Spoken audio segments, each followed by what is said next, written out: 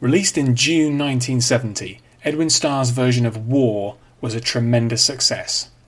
It reached the number 1 spot in both the US and Canada, and hit number 3 on the UK singles chart.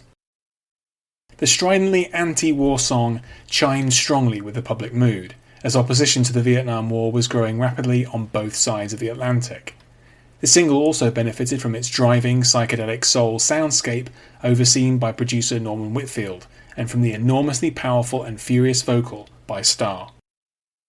Over 50 years later, Starr's version of War is one of the most recognisable and popular recordings from the glory years of soul and funk, thanks in part to frequent airplay and its use in movies like Rush Hour in 1998. But Edwin Starr himself is hardly a household name, and while soul fans will readily remember him as the performer of War, they won't necessarily know a lot about him or about the rest of his career. The man himself died in 2003, but it's always a good time to delve into the discography of one of soul's most underrated stars. There are many reasons to be thankful for War, one of the most wonderfully powerful anti-war songs ever made, but one of them is that without it, Edwin Starr might have languished in obscurity. That Starr was able to record it in the first place was the product of some very specific and unusual circumstances rooted in his particular background and career trajectory. Edwin Starr was born Charles Edwin Hatcher in 1942. While the young Hatcher was born in one of the definitive centres of American music, Nashville, Tennessee, he mostly grew up in Ohio after his family moved there. Later, Starr moved to Detroit, Michigan and signed as a solo act with the small local label Rick-Tick. Both this label and its associated company Golden World were competitors for Berry Gordy's rapidly growing Motown empire. Much to Gordy's frustration, his studio musicians would frequently breach their contracts by visiting Golden World studios and making recordings for them out of hours as a means of supplementing their income. His solution was costly but effective. He bought out and absorbed both Golden World and Rick-Tick, acquiring their acts and recording facilities in one stroke. This meant that Starr became a Motown act overnight, and through no action on his part. Starr continued to record with Motown into the 1970s, and later became one of a number of US soul stars who decided to move to the UK. Motown had re-released a number of Starr's early recordings for Rick-Tick, to which the company owned the rights, because they were popular on the UK Northern Soul circuit. He remained a hero to this fanbase. Starr lived in a number of locations in the UK before sadly dying at just 61 in April 2003. He was buried in Nottingham. Number 1. Agent 00 Soul, released in 1965 by Rick-Tick. Probably the most notable single from Starr's early days on the Rick-Tick label, Agent 00 Soul represents an obvious effort to cash in on the massive contemporary popularity of the James Bond movies, which were a major cultural phenomenon at the time. In a way, the song feels like a precursor to the blaxploitation movies that would follow in the 1970s, when for the first time African Americans would be able to play international super spies. The lyrics cast Starr as a sophisticated, urbane individual who's tasked with hunting down those who lack soul in order to turn their lives around. Very silly hokum, obviously, but Starr's powerful voice and raw talent were more than obvious even at this stage. Number 2. Soul Master, released in 1968 by Motown. Starr never released an LP with Rick-Tick, but shortly after they were acquired in 1968, he was able to issue his debut album through Motown. Soul Master contains a mix of new and older material, with the latter including the previously released single Agent 00 Soul. The title track comes across as a kind of sequel to that song, opening with a very cool spoken word introduction. It has Starr cast off his old persona in favour of a new one, the Soul Master. Apparently, he is the guy they named Soul after. Here, Starr seems to revel in the chance to rebrand and relaunch himself under new management, and this song, while never released as a single, is a highlight of the LP. Number 3. 25 Miles, released in 1969 by Motown. Starr was not a particularly prolific writer, but he did have a hand in writing a number of his successful singles, including 25 Miles, which served as the title track of his second album with Motown.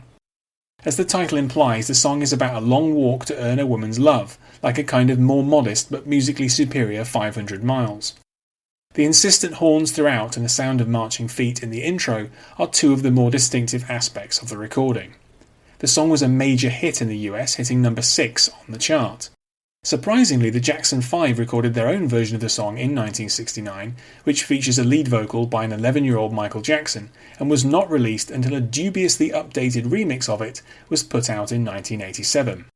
The original version took even longer to emerge, finally seeing the light of day in 2009. Number 4, Oh How Happy with Blinky, released in 1970 by Motown. Oh How Happy is a simple song with a somewhat complicated history. Starr is credited as the sole writer of the record, which was first released by the white group The Shades of Blue in 1966 and became a number 12 pop hit in the US. However, according to The Shades of Blue themselves, they contributed to the writing but went uncredited and lost out financially. Starr recorded his own version on Soul Master, and then it became the only single he released as part of a short-lived partnership with Blinky Williams. Motown put the pair together as a duo in the vein of Marvin Gaye and Tammy Terrell, but the combination lasted for just one LP, titled Just We Two. The Jackson 5 also released their own version on their imaginatively titled third album. Number 5, Time, released in 1970 by Motown. By late 1969, Starr was working with producer Norman Whitfield, best known for his association with one of Motown's top acts, The Temptations. Strongly influenced by Whitfield, Starr produced himself on Time, which expert Terry Wilson has called his pivotal release. Crackling with energy and touching on the themes of unrest, war and change, which would dominate his imminent most successful period, Time is the most propulsive and exciting record that Starr had cut up to this point. It's included on his first properly mature album, War and Peace, and is easily one of the highlights. In its own way, it's very nearly as accomplished and thrilling as his breakthrough. Number 6, War, released in 1970 by Motown. Immediately recognisable even from its opening drum roll, War is an indisputable all-time funk soul classic. Produced by Norman Whitfield, the definitive anti-war soul single is the perfect showcase for Starr's booming, passionate voice. The track is also one of the best demonstrations of the emerging psychedelic soul style, which was strongly pioneered by Whitfield through his work both with Starr and The Temptations, among others. In fact, War was originally a Temptations album track. Due to the then controversial political message, Berry Gordy was unwilling for the clean-cut group to release the song as a single. Starr learned of this and swiftly volunteered to record his own version. He was perfectly suited to it, and was richly rewarded as it became a number 1 smash and one of the best-selling singles of 1970 in the United States. Number 7, Stop the War Now, released in 1970 by Motown. Famously, Berry Gordy based the Motown production process on the standardised, efficient operations at Detroit auto plants, where the Svengali had previously worked. One result of this was that Motown could often be brazenly cynical in its pursuit of an easy cash-in, for example by rehashing successful songs. Stop the War Now is a perfect example, an obvious rewrite of the smash hit War.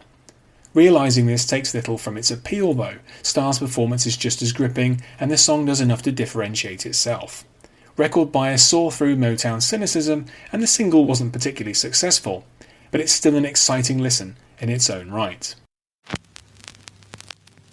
Number 8, Funky Music Sho Nuff Turns Me On, released in 1971 by Motown. The social consciousness of war would be a long-standing feature of Starr's work, but he was certainly not above a bit of pure hedonism, as Funky Music Sho Nuff Turns Me On proved decisively. Another psychedelic production by Whitfield, this excellent track reflects the rapidly growing success of funk music in the early 1970s. Terry Wilson credits songs like this with inspiring much of the club music of the 80s and 90s, and describes it as a radical creation in bodily sensation.